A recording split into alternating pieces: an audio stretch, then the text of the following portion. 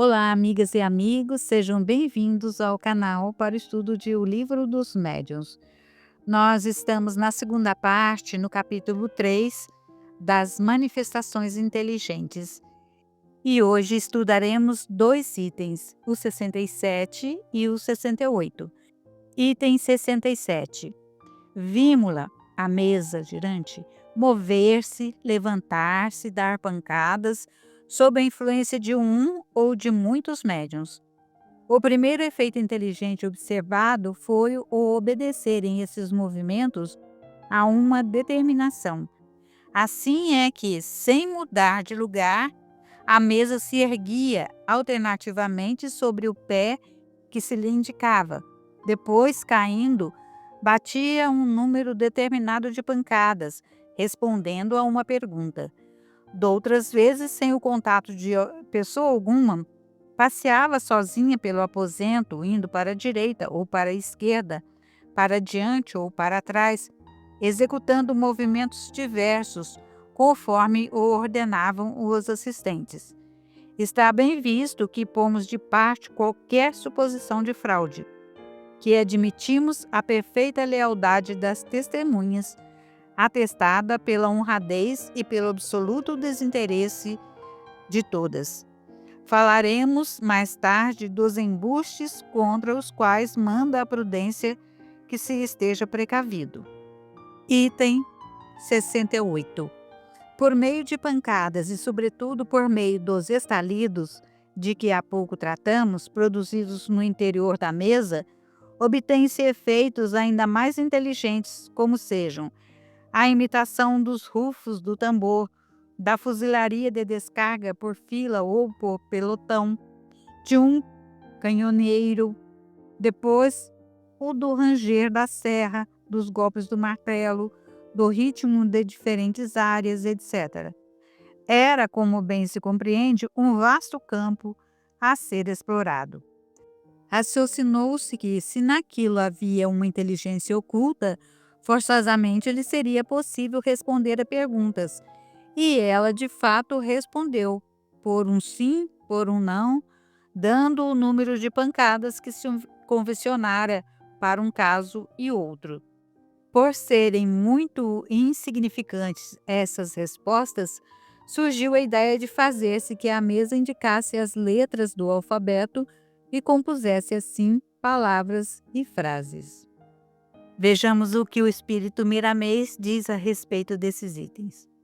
Logo que surgiram as manifestações inteligentes diante de Allan Kardec, ele, como um homem de razão apurada, deduziu que deveriam partir de uma causa igualmente inteligente e, pesquisando, encontrou uma fonte inesgotável de adestramento dos homens, uma filosofia de vida das mais apuradas que ele tinha conhecido até então. Convém ressaltar que essas manifestações ocorriam por toda parte, não somente na França, mas em vários países ao mesmo tempo. Kardec passou a interrogar sem fanatismo essas inteligências, e elas diziam ser os mesmos homens fora da vestimenta da carne. E ele, diante dos ensinamentos colhidos da identificação pela fala e pela escrita, constatava a origem das mensagens, certificando por vezes as suas anotações por médiuns que desconheciam tais fatos. A lógica das comunicações fez chegar ao codificador a certeza de que verdadeiramente vinham das almas fora do corpo físico e que poderiam falar aos que ficaram por intermédio da mediunidade, dom esse aflorado em certos homens e mulheres. Ele foi catalogando com interesse, mas sem ser persuadido pela vaidade ou interesse em ganhos fáceis com a revelação da filosofia que surgia sob sua direção na Terra. Kardec examinava tudo o que ouvia e entendeu que tanto poderiam se comunicar espíritos altamente evoluídos como almas ignorantes. Fazia-se uma seleção para formar as bases de uma doutrina em alicerces firmes, visando a educação e a instrução da humanidade. ainda mais que todos os ensinamentos, partidos dos espíritos elevados, tinham consonância com o Evangelho de Jesus, tendo o Mestre como um padrão definitivo da nova doutrina e os conceitos do Cristo como luzes para os caminhos humanos.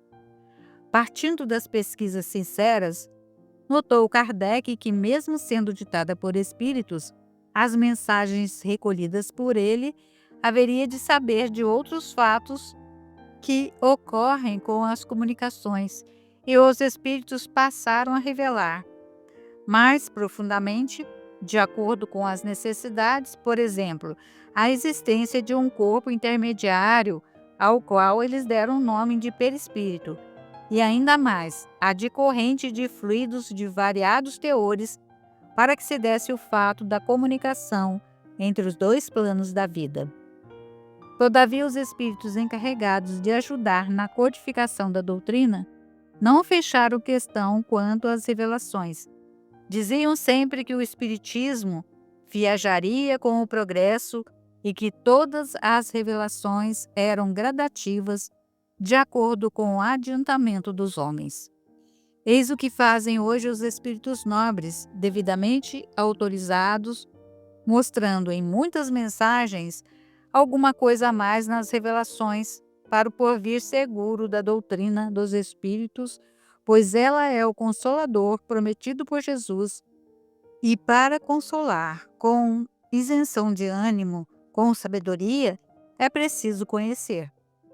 As bases do espiritismo se estabeleceram na mediunidade, e a doutrina continua crescendo provindo dela, e a mediunidade, educada com Jesus, mostra a luz com mais intensidade para todas as criaturas.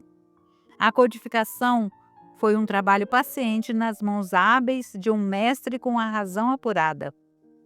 Foi nesse apuro e na intenção benfeitora que houve ambiente para as comunicações de espíritos benfeitores, e grandes figuras deixaram-se conhecer pelas suas altas filosofias, de maneira a estarrecer aos que assistiram ao derramamento dos Espíritos em toda a carne, como afirma o Evangelho.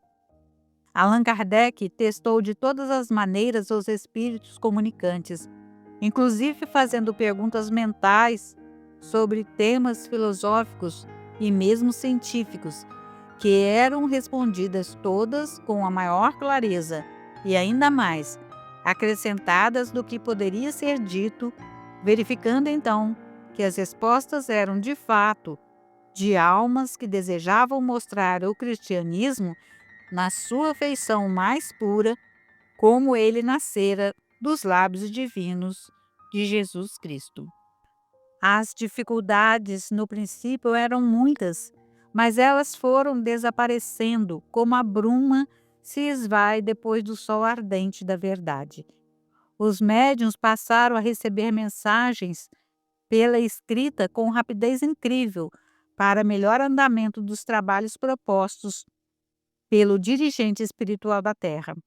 Para tanto, desceram do mundo espiritual para a carne em missão grandes médiuns no sentido de trabalharem sob direção de Allan Kardec na codificação do Espiritismo.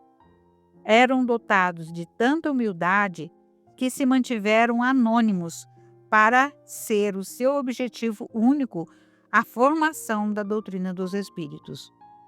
Com exceção de poucos, trabalharam humilde e incansavelmente, colaborando com o amor, por se sentirem parte do movimento renovador de Jesus.